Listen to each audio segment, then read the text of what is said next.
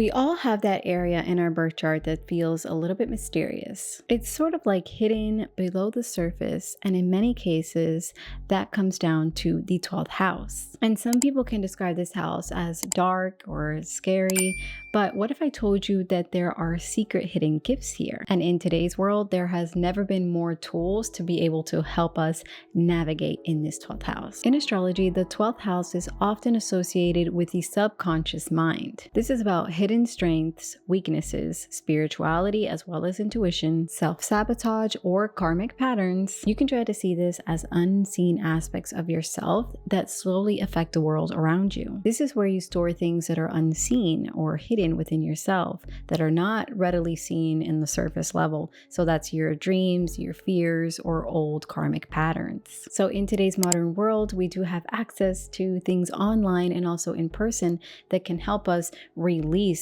these patterns and kind of like give it an outlet so that we're not storing it in. So let's talk about how we can not only navigate, but also embrace this 12th house energy. Number one would be to understand your subconscious mind. Now, there are many different ways to understand your subconscious mind, and you can use different forms like journaling. If going and retreating on your own and just journaling is something that you like to do, then I think then doing that will help you to maybe recognize some patterns, especially when you write it down, or in some cases, even past life regression therapies. That's only for the few that are interested, but somehow getting to know yourself deeper is going to be the first step. And that is because the 12th house is about what is hidden, not only from others, but even from yourself. So you can start doing some of these things to begin to bring those hidden topics to the light. So to tap into your deepest fears, what emotionally triggers you, or just those old patterns, I know that you can find some really good journal prompts, especially in those shadow books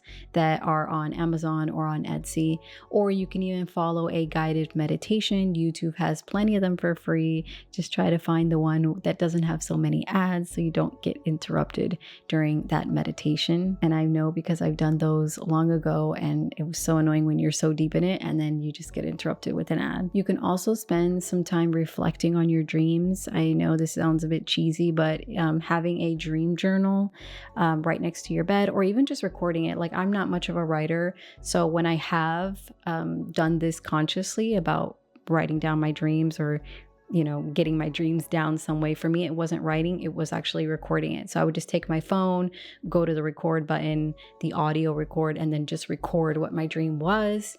And then kind of later on, then once I was fully awake, write about it and reflect on it. And this is important because the 12th house also represents the dream realm. So you can get a lot of messages about certain subconscious themes in your dreams. Number two, being alone is not isolating. And actually being alone could be your superpower here with the 12th house. Now, this can be easily mistaken for solitude or feeling stuck, but the truth is that you can tap in more when you are alone, whether that's when you're doing meditation, or if you're doing, some type of yoga, or even if you are doing something creative, because the 12th house also ties into creativity. So that can be just being alone and creating something in your sketchbook. And I say sketchbook because I do have a sketchbook that's my outlet, but it doesn't have to be. It could just be a canvas, just creating by yourself. The outside world can be very noisy and overstimulating. So that 12th house energy is really calling for you to kind of shut that out and be alone, to really process and work through things without feeling interrupted by all the noise. So a good advice would be to create a ritual of solitude. And again, try not to word it as isolation, because we don't want to have any negative energy, especially if people on the outside are telling you, oh, you're isolating yourself. No, this is your own self-care ritual where you take time to be alone. And this is so that you can connect with your own energy without the influences from other people, whether that is their own energy or just the energy of the outside environment. You really need time to just be on your own and be with your own energy. And that is where you're going to be able to find focus, whether it's a big retreat or just an evening of self-care. Number three would be to purge and release old emotional baggage. The 12th house can hold on to old baggage, especially those related to karma or past lives. Now, thankfully, we do have access to a lot of ways that you can release these old wounds, and you can do this through energy healing, or simply just letting go of negative people in your life that aren't serving you, or even just an environment that isn't serving you.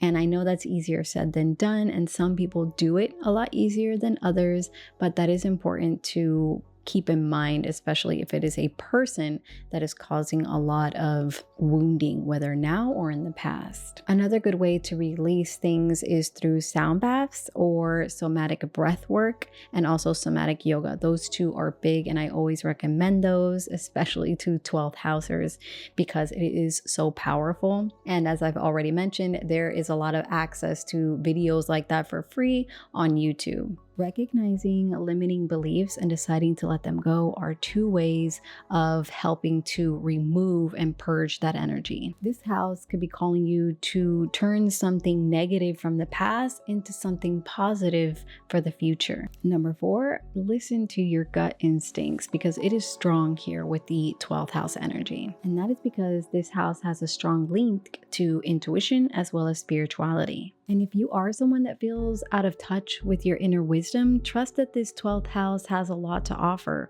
whether it's through astrology, through tarot, through runes, or pendulums. There's a lot of different ways of tapping into the 12th house energy. Those type of tools can really be a stepping stone in helping you connect with your true self. But the thing is to start practicing some intuition exercises, whether that is through the tarot or through the pendulum. You don't have to stick to those. If you find something else that might be more in alignment with you, then go on ahead, as long as it's tapping into that intuition and trusting your gut, because the more you do it, the more clear your intuitive guidance becomes. Number 5 is to find inner healing. And this is because the 12th house plays a significant role in not only your wounds, but also your healing. And luckily, we do have access to an abundance of ways to do this. Now, you don't have to go as deep as some of the ones that I do mention, but I can give you some that I know off the top of my mind, some that I've done.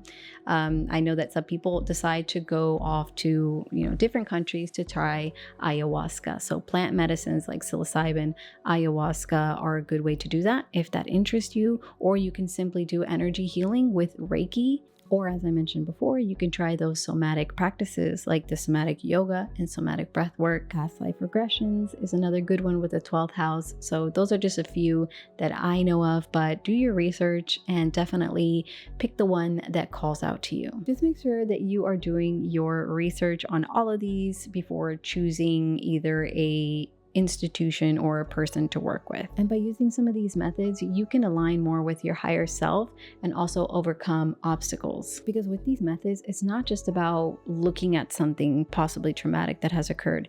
It's about transmuting it and releasing it, not only from your mind, but also from your body. Now, what happens if you have planets in the 12th house? Now, this is where things get interesting, because the planets can tell you where this energy is happening in your life. If you have Sun in the 12th house, you might feel like your identity is more private or in some way hidden from the world. The key here is going to find your power in solitude and connecting with your deeper purpose. So don't be afraid to embrace that quiet strength. This reminds me of the Strength card in tarot. She is able to tame the lion by not force, but by her own inner strength. Moon in the 12th house, you can be deeply intuitive, but your emotional world may also feel like a mystery to you at times. With this energy, you want to tune into your dreams and let your inner wisdom guide you. And again, you can do that by journaling or just using the audio on your phone if you would like. And what if you have Mercury in the 12th? Well, this is someone with a powerful mind, but it sometimes can feel hidden or unconscious. So a great way to unlock those big ideas and your thoughts